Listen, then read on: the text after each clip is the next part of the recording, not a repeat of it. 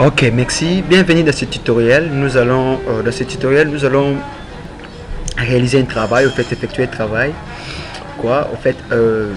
Créer, euh, créer quelque chose qui peut nous permettre d'identifier les utilisateurs. Hein, parce que vous savez,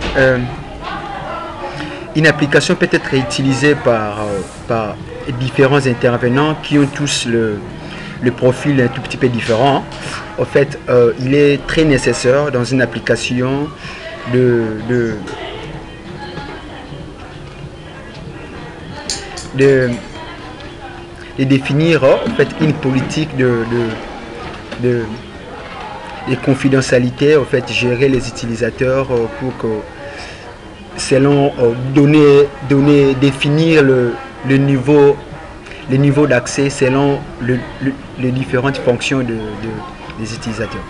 Alors dans Windev, nous le faisons avec une fonctionnalité, on appelle ça groupe utilisateur. Alors groupe utilisateur nous permet de gérer les utilisateurs d'une manière automatique. Vous savez, nous allons directement passer à la pratique. Nous sommes déjà dans Windev. Vous voyez ici, nous avons les différents onglets comme vous le connaissez. Alors nous allons nous positionner dans l'onglet projet et puis on va cliquer sur une option nommée Groupware utilisateur. C'est là que nous allons cliquer et nous allons voir une boîte de dialogue Groupware utilisateur. Alors nous allons maintenant tenter de configurer notre Groupware. En fait, ici, nous avons 4 options. Vous voyez, intégration, exécution, fichier, aussi options. Alors, dans chacune de ces options, nous avons encore le sous-option là à l'intérieur. Comme exemple, nous sommes dans l'option intégration. Nous avons encore le sous-option tel que pas de groupe web utilisateur. Nous avons groupe web utilisateur automatique conseillé et nous avons encore groupe web utilisateur personnalisé. Alors, ces trois options nous permettent de configurer notre groupe web précisément dans la grande option intégration. Alors si je clique sur Groupware utilisateur automatique, c'est-à-dire je vais directement créer le Groupware. C'est ici qu'on va cliquer. Pourquoi? Parce que nous allons créer une Groupware automatique et qui sera géré, et non par le code, mais qui sera géré d'une manière automatique. Alors, on clique seulement sur Groupware. Vous allez voir votre application suivra automatiquement les évolutions futures du Groupware utilisateur. Application, les gabarits, ça va directement appliquer les gabarits du projet. Alors, on va cliquer sur deuxième option qui est exécution. Alors on va cliquer sur deuxième option qui est exécution. Dans cette option, nous allons maintenant choisir les démarrages de notre groupe web. En fait, nous avons deux démarrages. Nous avons démarrage automatique, c'est-à-dire lancement automatique, et puis nous avons encore lancement manuel.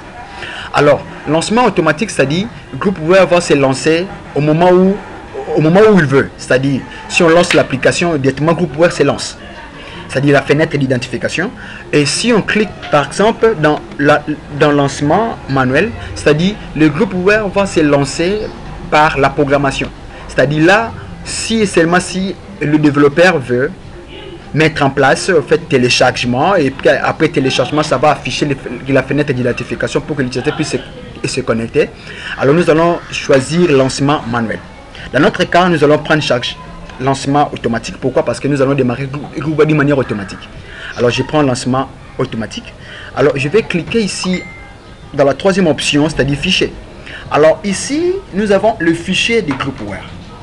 Alors le Groupware crée lui-même le fichier d'une manière automatique, mais ce fichier là doit être précisé par rapport au type de SGBD que nous utilisons. Par exemple, si on utilise les SGBD classiques, c'est-à-dire monopost, nous allons choisir aussi le fichier classique. Si on utilise le Groupware et le HFSS qui est client-serveur, alors nous allons utiliser aussi le fichier client-serveur. Pourquoi? Parce que nous allons préciser là où le fichier de le fichier utilisateur sera stocké. Alors dans notre cas, notre application est du type client monopost classique. Nous allons prendre le premier SGBD qui est HFSS classique.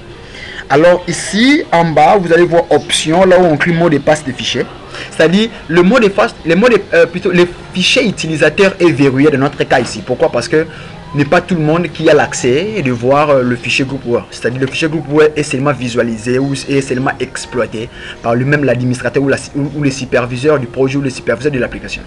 Alors ici, on doit personnaliser les mots de passe, c'est-à-dire donner les mots de passe au choix, c'est-à-dire donner les mots de passe dont vous maîtrisez. En fait, je veux mettre par exemple, je mets Bill.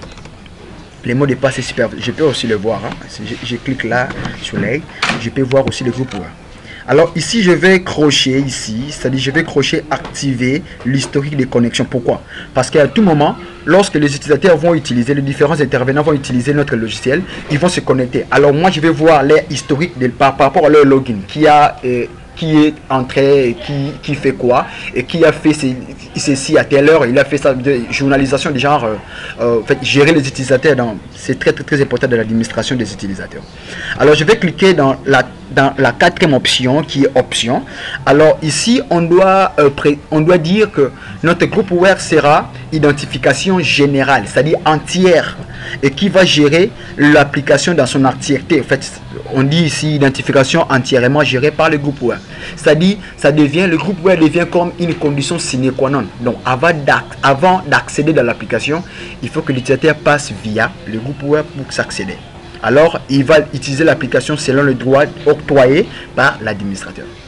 Alors, et ensuite, c'est fini pour notre groupware. Alors, nous allons cliquer sur OK. Alors ici vous voyez, on a écrit identification à partir d'un annuaire et d'app. Ça, je vais vous expliquer ça prochainement parce que ça c'est encore une autre leçon. En fait, ici encore identification, utilisation de l'authentification Windows. Alors ici vous voyez, ça va prendre en compte le mot de passe, le compte et des systèmes. En fait, c'est une faille. Hein. En fait, on ne le définit pas. On va prendre seulement la première option, identification entièrement gérée par le groupware utilisateur. Alors je clique ici, valider. Ça va nous afficher un message, c'est-à-dire une boîte de dialogue va apparaître avec un message. Un compte d'administrateur sera créé lors de la première exécution sous le nom de superviseur. Alors vous pouvez choisir son mot de passe au choix. Alors c'est quoi ça? Alors lorsqu'on crée le groupware, c'est-à-dire lors des premières exécutions, alors on va directement créer en fait, le compte de l'administrateur. Ici on l'appelle superviseur. Et c'est lui qui aura l'accès et qui aura l'accès sur tout. Et puis il aura même le droit, l'accès sur le droit système et tout. Il va gérer l'application dans son activité. Alors on va cliquer sur OK pour valider. Alors c'est fini.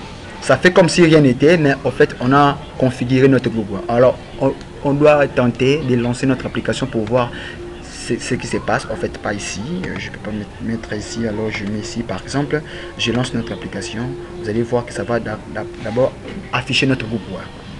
Notre groupe utilisateur est là. En fait, je donne le nom, je dis par exemple superviseur, et lui-même a créé directement l'interface, et lui-même gère directement l'interface. Alors ici je vais mettre le mot de passe, je dis par exemple Bill, et je précise encore le mot de passe ici, je dis Bill, et je me connecte. Alors ici il y a trois options. Pourquoi? Parce que c'est le compte de superviseur. Je dois lancer directement l'application ou entrer directement dans l'application, commencer à utiliser, ou soit je vais configurer le groupe, c'est-à-dire créer les utilisateurs, leur donner leur octroyer les droits et tout, ou soit fermer l'application. Par exemple, je lance l'application, nous allons directement lancer notre application et puis je démarre, je vais voir l'application et tout. Alors dans notre cas ici, je vais d'abord fermer. Alors je vais tenter maintenant de créer en fait 2-3 utilisateurs et leur donner les droits et pour voir comment est-ce que nous allons les faire.